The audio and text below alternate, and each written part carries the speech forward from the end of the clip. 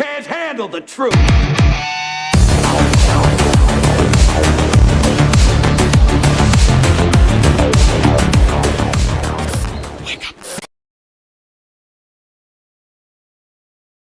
Vous ne voulez pas manquer ça. Aujourd'hui, je suis allé à 2 différentes manifestations. Une contre le régime iranien et l'autre contre les États-Unis et l'intervention d'Israël et de Donald Trump.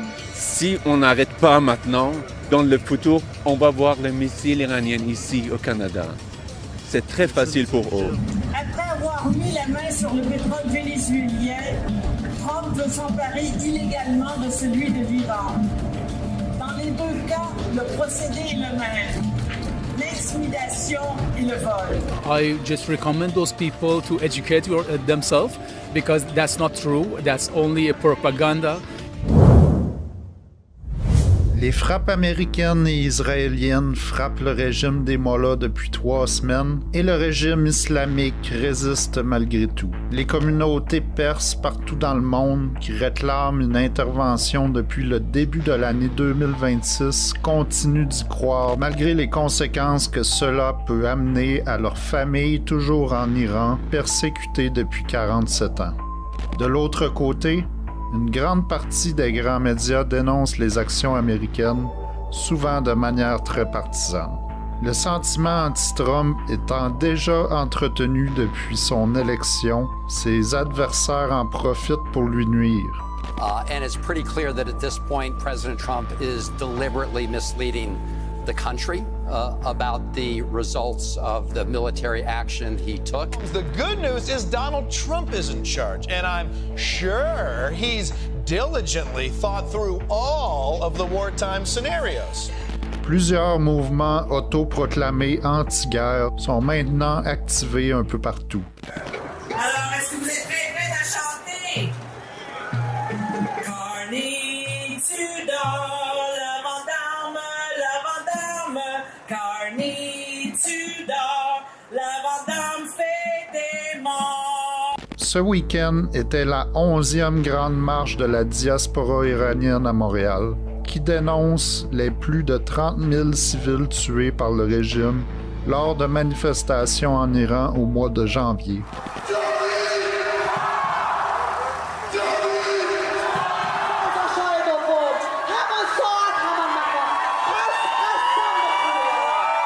Les participants ont aussi célébré le Nouvel An perse, Nowruz, à cette occasion. Comme vous le savez, des milliers d'Iraniens se battent actuellement pour leur liberté face à un régime totalitaire et tyrannique.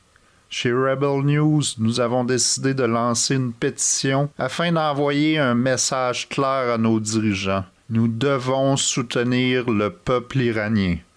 Rendez-vous sur canadianforafreeiran.com et signez la pétition.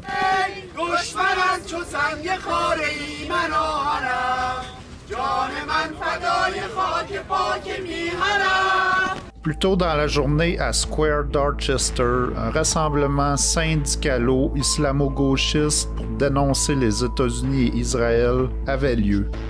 Des drapeaux de la République islamique étaient visibles, ainsi que celui de la Palestine. J'ai commencé la journée par observer à distance le rassemblement pro-régime, étant donné que j'étais seul. J'en profite pour vous inviter à contribuer à notre sécurité en visitant soutenezalexa.com afin de couvrir ce genre d'événements plus en profondeur.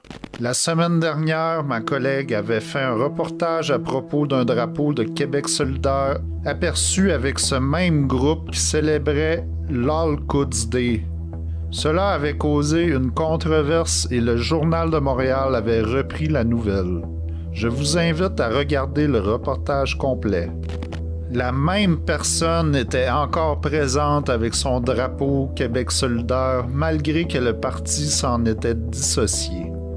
Non seulement ça, mais 2 députés québécois y participaient.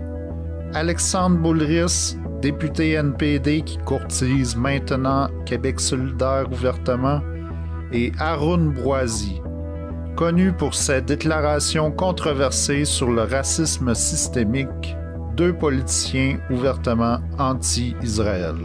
J'ai enregistré une partie des discours de cet événement et en voici quelques extraits.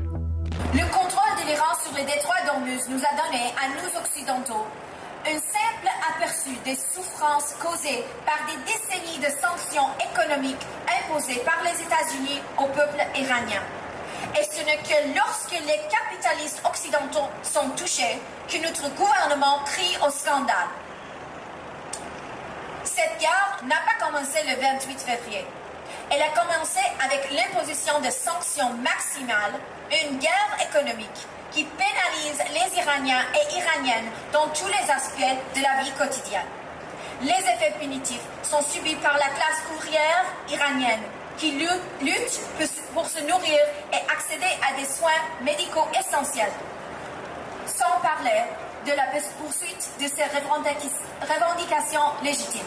C'est un peu ironique que ce soit seulement suite aux frappes des États-Unis et d'Israël que ces gauchistes se soucient maintenant de la vie d'Iraniens. Lorsque le régime des Mollahs avait éliminé 30 000 Iraniens, c'était silence radio de leur côté. Et maintenant, Israël met en exécution son projet expansionniste. Après l'annexion de la Cisjordanie, il mène maintenant une guerre pour une occupation permanente d'une partie du Sud-Liban. Il veut ainsi réaliser le grand rêve de Netanyahou, le grand Israël. Ce qui est visé, ce n'est plus seulement le grand Israël, déjà scandaleux, mais un Israël XXXL, une obésité politique monstrueuse. Maintenant, ils nous sortent la rhétorique du grand Israël comme étant l'objectif de base. En réalité, cela ne fait pas partie des politiques officielles d'Israël, contrairement à l'objectif inscrit dans la charte du Hamas d'éliminer Israël, une idée commune avec le régime islamique et ses alliés. Pour certains participants, le fait d'être ouvertement pro-Hamas et pro-régime n'est plus suffisant. C'est le cas de Ralston Coleo, étudiant à Concordia, qui s'est présenté avec un drapeau de la République de Chine. Un agitateur bien connu à Montréal, déjà aperçu avec un drapeau russe en train de piétiner celui d'Israël. Voici un échange que j'ai eu avec lui. All this is true. But they did not intervene much. China is giving Iran all kinds of intelligence. China helps Iran. 90% of Iran's oil exports goes to China. If it wasn't for China, Iran would be gone.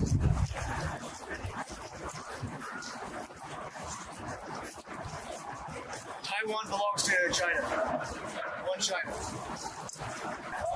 I'm going to cross the street. Can you just stop following me? Just stop following me.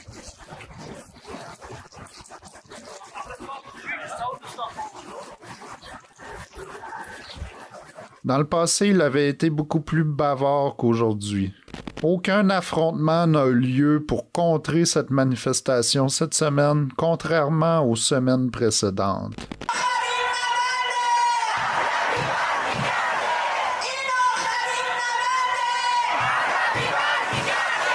La marche des Perses se déroulait à une grande distance sur le boulevard René-Lévesque. L'énergie dégagée était beaucoup plus grande et positive. Chaque individu véhicule une grande conviction. Actually, we are here today as every weekend. We have a rally to protest Iranian people and so for their freedom. On est ici pour soutenir le peuple iranien, qui à ne pas confondre avec le régime iranien.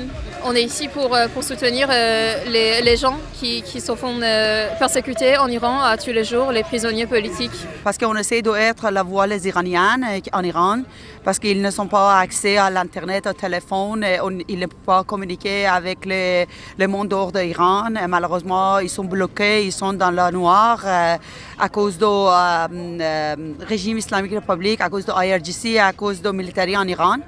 Donc, ils sont notre famille. On peut parler ici dans la rue parce qu'on a liberté, on peut parler, on a support police ici, on a support du gouvernement, on est vrai Canadien. Mais si moi, personnel, maintenant, aller en Iran, dans l'aéroport, il va me tuer. Peu de Québécois et Canadiens comprennent pourquoi cette diaspora est autant favorable à Trump et Netanyahou. Les gens regardent le prix de l'essence monter sans prendre un pas de recul sur la situation. We hear about another actually leader that is being eliminated, so they don't have any actual leader in Iran. They just send missiles all over the Middle East. As you can see, they even bomb their own allies. For example, Oman, for example, Qatar, that has been protecting them and supporting them for 74 years, but now they are even bombing those countries. So yeah, for now I think that's the only tool that they can use for now to just block Strait Hormuz. But again, it's temporarily, as you can see, as we speak, 22 countries, including European countries and even Japan, now they are willing to actually help United States to open Strait Hormuz as fast as possible so that the oil price and the gas price will get back to the normal. And then we are just waiting for the final battle as we chant every weekend, Iranian people to just come to the street when our King Reza Pahlavi just asking us to come to the street and just turn over the regime very soon. On remercie le gouvernement aux États-Unis, le gouvernement Israël. On est très content de cette guerre. Ce que le radio CBC, chaque jour, il montre à tout le monde, aux Canadiens, quand on parle, ils ont dit quelque chose d'autre. Ils ont tourné les nouvelles. C'est très, très triste. Parce que nous sommes Iraniens, le 99%, on est content de cette guerre. Si on n'arrête pas maintenant, dans le futur, on va voir les missiles iraniens ici au Canada. C'est très facile pour eux. Oui, c'est très facile pour eux parce qu'ils sont terroristes. Le gouvernement qui tue son peuple, il ne va pas arrêter la guerre pour ici au Canada ou l'Europe. Si vous avez regardé la nouvelle dans les pays arabes, notre voisin, ils ont attaqué eux sans raison. La seule solution pour le gouvernement iranien, c'est attaquer n'importe où, n'importe quoi.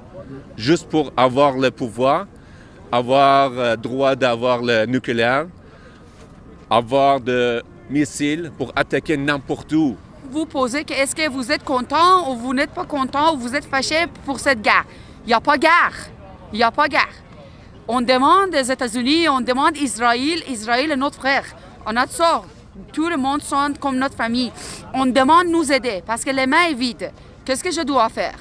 Ils ont attaqué les places exactement militaires ou les places de police en Iran. Ils n'ont pas damagé notre famille, ni maison, ni les places. Donc vous dites que c'est surtout des cibles militaires qui ont été visées par Oui. Peut-être que les journalistes ne sont pas contents avec les décisions que M. le Président Trump fait dans le côté de l'économie. Aujourd'hui, on n'est pas ici pour parler sur le côté de l'économie, mais je sais que si l'Iran va trouver liberté, va être libre une journée, ça va être meilleur ami dans le domaine de l'économie avec les États-Unis. En fait, personne n'aime la guerre. Il y a beaucoup de gens qui ont des familles en Iran, qui sont très inquiets pour la santé de leur famille. Puis, on sait que c'est ciblé les attaques, mais ça peut jamais être, ça peut jamais vraiment cibler que les officiers. Donc, il y a toujours des gens innocents qui se font tuer. Mais c'est juste que c'est un peu la seule manière de se libérer de ce régime. Comme il l'avait fait en Irak en 2003, le gouvernement états-unien ment effrontément sur les raisons de cette guerre. Ce qui est visé, ce sont plutôt les vastes ressources pétrolières et gazières de l'Iran. Après avoir mis la main sur le pétrole vénézuélien, Trump veut s'emparer illégalement de celui de l'Iran. Dans les deux cas, le procédé est le même. L'intimidation et le vol. I just recommend those people to educate themselves because that's not true. That's only a propaganda. It's not a war against Iran. It's not just it's a mission that they are going to save people, give them freedom, because they are unarmed, but the regime is. So they have weapons, they're killing people in the streets. So just we wanted United States and Israel to protect Iranian people.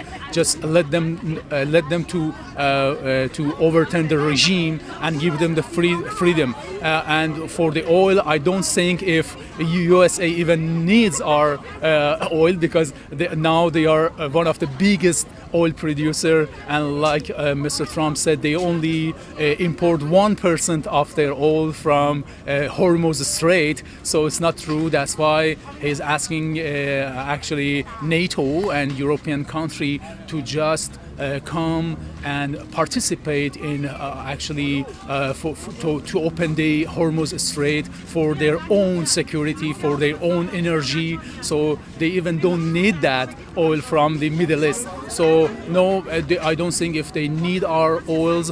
And actually, when we get our country back, we'll definitely will be the best and the biggest allies with our friends.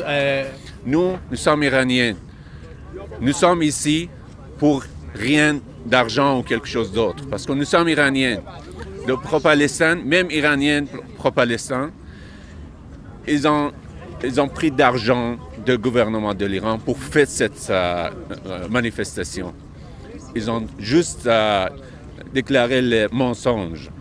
C'est pas le vrai. La vérité, c'est le peuple iranien.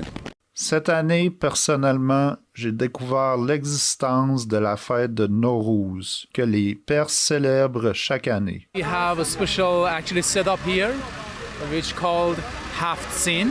This is the symbol of Iranian from the past. This is historical, and today is the New Year of Iranian called Nowruz.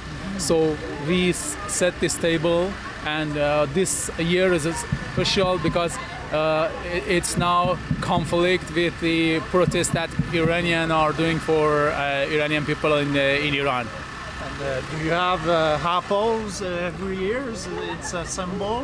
Yes, actually we have 7 symbols that each represents something, some special thing from the past, from Iranian traditional. And for example, we have apple here, garlic there, and we have sumac, which is a spice. We also have some chains, we call it seke. So we have a fish over there. So every symbol represents something. For example, it represents prosperity and also the health and like hope. So every symbol has its own actually history. Yes, this store is the symbol of protect from someone who hold the door to not let the troops of the regime to come inside the hospitals, they come inside the residential buildings and kill people, but they brutally killed him. They opened, they just broke the door, came into and killed those people. I also want to thank you, a special thanks to our doctors and nurses that are actually hospitalizing and protecting our brave Iranian people in spite of being threatened, in spite of being sentenced to the jail. Nowruz, c'est le nouvel année iranien. Et aussi aujourd'hui, c'est la première journée de printemps dans notre pays. Donc je sais qu'il y a différence entre nouvelle année au Canada et beaucoup de pays internationaux iraniens parce que la vérité de l'histoire iranienne, c'est 7500 années. Donc notre calendrier et notre année, c'est différent. Par exemple, aujourd'hui, on a commencé 2585e année de l'Iran. Wow. Ouais. Donc, qu'on célèbre le Nowruz. Et c'est une tradition iranienne, ça date de 2000 ans. Donc, puis c'est hautement symbolique. Et c'est en fait le peuple iranien, ils sont très ancrés dans la culture avant la révolution iranienne. Donc, c'est un peu notre manière pour retourner à nos racines. Mais cette année, il n'y avait pas beaucoup de gens qui avaient la tête à la fête. Donc, on n'a pas vraiment célébré. Il y avait parce que les Iraniens, ils dansent beaucoup, ils aiment ça, danser, chanter. On est très jovial comme peuple, mais cette année, c'est très différent. Puis à cause de la coupure de l'Internet, de Digital Blackout, par exemple, mon père, il est en Iran, donc j'ai pas pu le contacter. Ça fait quelques jours que j'ai pas de nouvelles, puis je suis mort d'inquiétude. Puis mes amis non plus, ils n'ont pas vraiment célébré. Donc ça affecte beaucoup le diaspora iranienne, mais c'est incomparable avec ce qui vit en fait les gens qui sont en Iran en ce moment.